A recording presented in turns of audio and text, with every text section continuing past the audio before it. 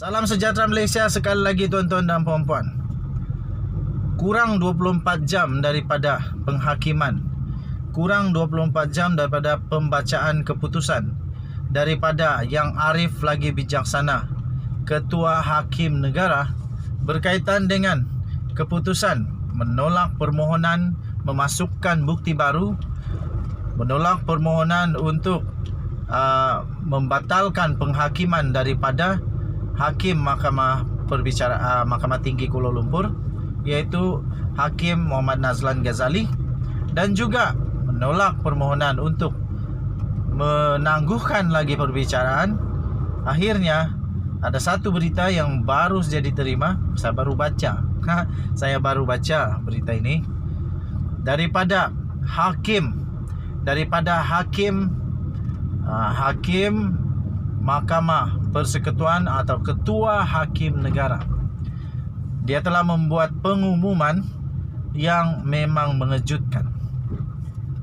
Banyak kejutan yang akan berlaku di dalam kes Najib Razak ini.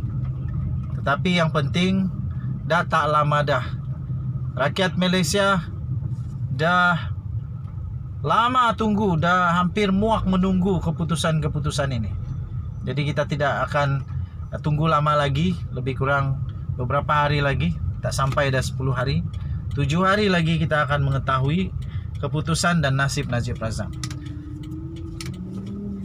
Pengumuman daripada Ketua Hakim Negara Malaysia, Tengku Maimun, Tuan Mat, beliau mengumumkan rayuan terakhir Najib akan didengar Khamis ini, kata Ketua Hakim Negara di dalam penghakimannya. Tuan-tuan dan puan-puan, Mahkamah Persekutuan kemarin telah menolak permohonan Datuk Seri Najib Tun Razak bagi menangguhkan pendengaran rayuannya, bagi mengenepikan sabitan serta hukuman terhadapnya dalam kes yang berkaitan dengan dana sebanyak 42 juta ringgit Malaysia, dana daripada SRC International Sdn Bhd. Ketua Hakim Negara Tun Tengku Maimun, Tuan Mat, yang mengetuai panel 5 hakim dalam menolak permohonan itu, mengarahkan pihak pembelaan meneruskan rayuan utama mereka Khamis ini. Rayuan utama akan diteruskan pada hari Khamis pada pukul 9.30 pagi, kata Ketua Hakim Negara itu.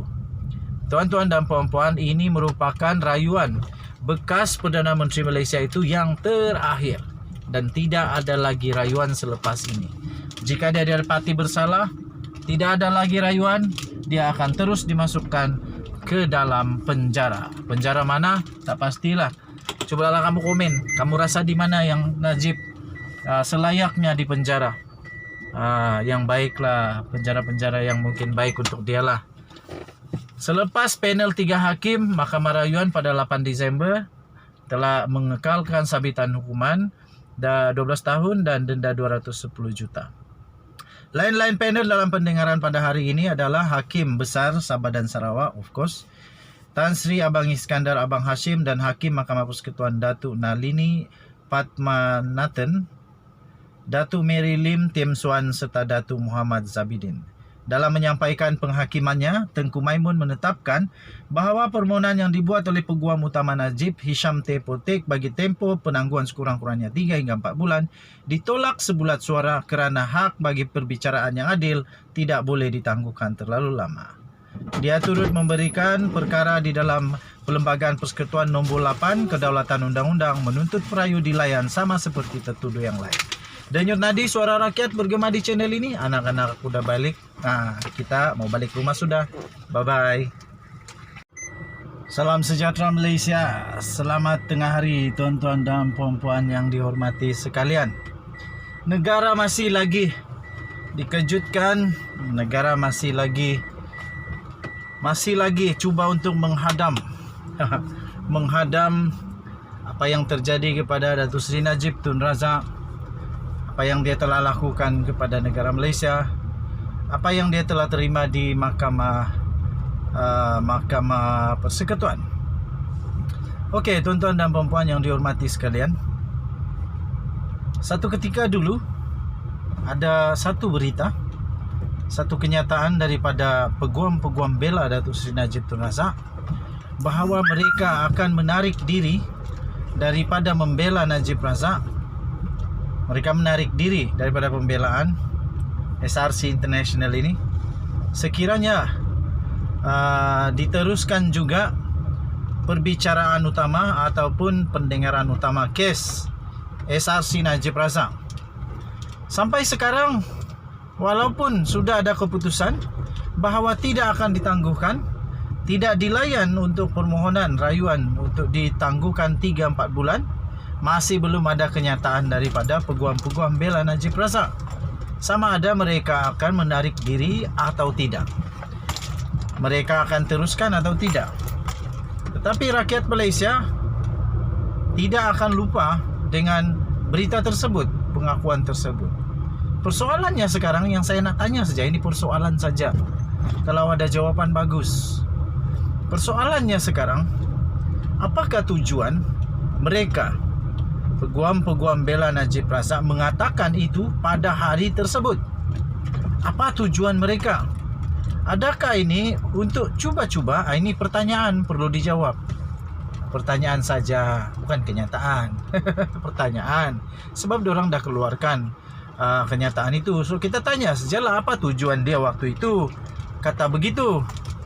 Adakah bertujuan untuk cuba-cuba berunsur mahu apa ini ya, sergah, gitulah, jaga kawan, gitulah. Tak juga ugut ke, bukan ugut lah, tak sesuai perkataan umum, tak sesuai perkataan ugut. Tetapi persoalan yang betul-betul adalah kenapa mereka kata begitu. Adakah dengan mereka kata begitu mereka yakin bahawa hakim-hakim Mahkamah Persekutuan akan tergugat keputusannya, ataupun mempunyai belas kasihan yang dah tak perlu lagi pun, sudah 4 tahun diberikan peluang. Adakah mereka bertujuan untuk memberitahu rakyat Malaysia bahawa tidak adil untuk perbicaraan ini? Tapi saya tetap berada bersama dengan Mahkamah Kehakiman Negara Malaysia, sistem perundangan negara Malaysia. Saya tetap mempertahankan kedaulatan undang-undang. Walaupun begitu tuan-tuan dan puan-puan, pada pendapat saya tidaklah adil bagi peguam-peguam ini untuk meninggalkan Najib Razak terkapai-kapai begitu sahaja. Mereka sudah bersetuju untuk ambil peranan. Apapun yang terjadi, mereka perlu bersedia dan sanggup untuk melalui semua kemungkinan. Bukan hanya boleh menang saja baru itu bukan peguam namanya. Peguam, pada hemat saya, pendapat saya perlu mempertahankan anak guamnya dengan apa cara sekalipun, walaupun betul atau salah. Sebab itu nama diorang peguam bela, mereka membela. Kalau sudah tahu, tapi masalah dia, peguam ataupun hakim negara, ketua hakim negara dalam penghakimannya berkata, mereka sudah maklum bahawa tarik itu sudah dimuktamadkan dan dah banyak kali tangguh. Banyaklah kisahnya tangguh sebab itulah, saksi inilah, itulah. Last dah 4 tahun belum ada keputusan. Tetapi jangan takut, masih ada peluang untuk Najib sehingga 26 hari bulan ini. Tuan-tuan dan puan-puan yang dihormati sekalian, kesian juga dan peguam-peguam Najib Razak pun rasa simpati dengan Najib dan keluarganya kerana apa yang terjadi itu. Kemudian dia kata kalau perjalanan untuk keadilan itu panjang. Kalau tak dapat di sini, di tempat lain boleh. Aku pun tak faham apa maksud tu. Mana lagi nak dapat keadilan kalau bukan di mahkamah. Perkara terakhir yang kita boleh percayai adalah kehakiman. perkara terakhir yang kita tempat mengadu nasib, mengadu peluang adalah di mahkamah. Sebab itu mahkamah ditubuhkan untuk menegakkan keadilan, untuk menunjukkan kebenaran yang sebenar, bukan hanya menjadi tempat untuk menunjukkan bahawa berkuasa, bukan, tapi untuk menegakkan keadilan. Terima kasih kepada hakim-hakim, semua hakim-hakim lah yang sentiasa berpegang kepada prinsip kedaulatan undang-undang negara Malaysia. Tahniah diucapkan. Inilah yang kita mau. Dan terima kasih juga kerana di dalam perbicaraan ini saya yakin tidak akan ada gangguan lagi. Tidak ada tangan-tangan gaib, tidak ada kuasa-kuasa kayangan. Itu dakwaan mereka lah, tapi saya percaya benda itu tak ada lah. Kalau ada, memang dah lama orang tahu ada, tapi tiada. Okey. Jadi saya terus menyokong putusan daripada mahkamah. Najib Razak walaupun sedih, walaupun penuh dengan kesedihan, tapi apa boleh buat, itulah yang terjadi, tuan-tuan dan puan-puan. Segala sesuatu ada natijahnya, ada akibatnya. Kalau kita sanggup buat apa-apa saja, kena sangguplah terima akibatnya. Denyut nadi suara rakyat terus bergema di channel ini. Hari ini mahkamah berehat untuk kes ini, ditangguhkan sehingga esok dan akan diteruskan semula. Najib Razak akan bersama dengan pasukannya akan mengeluarkan sebanyak 94 hujah untuk membebaskan Najib Razak. Peluangnya tipis, tapi tiada yang mustahil. Kita jumpa lagi.